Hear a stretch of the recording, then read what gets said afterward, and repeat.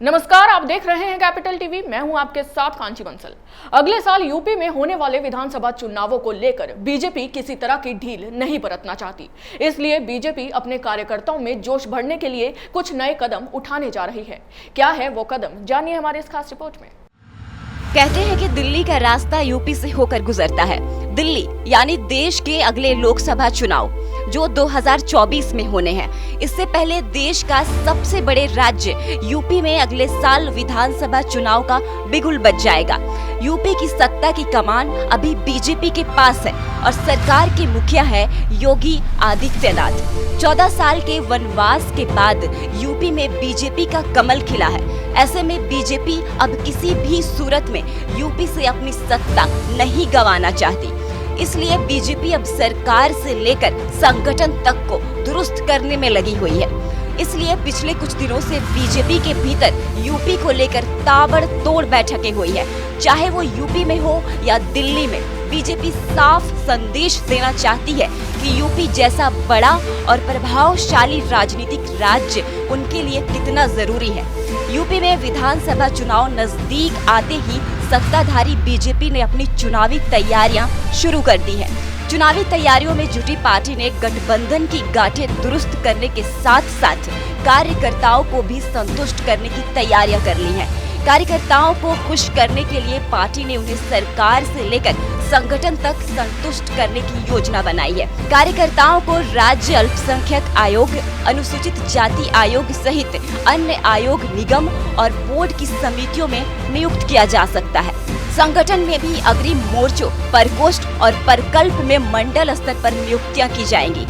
माना जा रहा है कि सब कुछ सही तरीके से तय रणनीति के मुताबिक चलता रहा तो पहले चरण में जुलाई तक संगठन और सरकार में विभिन्न पदों पर करीब 1 लाख से ज्यादा कार्यकर्ताओं को समायोजित कर दिया जाएगा। बताया जाता है कि पिछले दिनों जब पार्टी के केंद्रीय संगठन मंत्री BL संतोष लखनऊ में आकर मैराथन बैठकें कर रहे थे, तभी कुछ मंत्रियों और संगठन के पदाधिकारियों ने यह मुद्दा उठाया था। उसके बाद कार्यकर्ताओं के समायोजन और नेताओं की दावेदारी को लेकर सरकार और संगठन के प्रमुख लोगों के बीच मंथन हो चुका है।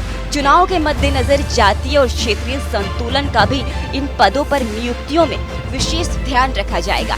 बीजेपी अपने कार्यकर्ताओं को मीडिया प्रभाग, सुशासन और केंद्र राज्य समन्वय विभाग, योजना शोध विभाग, मीडिया संपर्क विभाग, राजनीतिक फीडबैक विभाग, राजनीतिक कार्यक्रम और बैठक विभाग में समायोजित करेगी। इन विभाग के अलावा कार्यकर्ताओं को आपदा राहत और बचाव विभाग, साहित्य और प्रकाशन विभाग, चुनाव प्रबंधन विभाग, समन्वय विभाग, निर्वाचन आयोग से समन्वय विभाग, सोशल मीडिया विभाग, IT विभाग, आजीवन सहयोग निधि विभाग, विधि और न्याय विभाग, जिला कार्यालय निर्माण और रखरखाव, पुस्तकालय, लाइब्रेरी, रीडिंग रूम, स्वच्छ भारत अभियान, बेटी बचाओ बेटी पढ़ाओ, नमामि गंगे प्रकल्प, राष्ट्रीय सदस्यता अभियान, राष्ट्रीय महासंपर्क अभियान वगैरह में कार्यकर्ताओं को समायोजित करने की योजना पर बीजेपी काम कर रही है।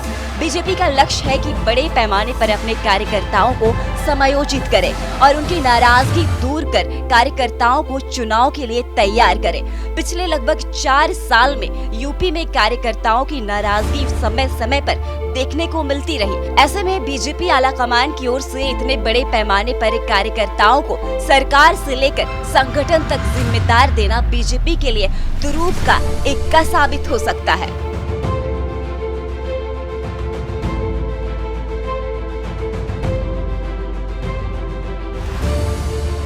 यूपी में बीजेपी किसी भी कीमत पर सत्ता को गंवाना नहीं चाहती। इसलिए बीजेपी ने सत्ता में वापसी के लिए अभी से अपना पूरा जोर लगाना शुरू कर दिया है। अभी के लिए बस इतना ही। आप देखते रहिए कैपिटल टीवी। नमस्कार।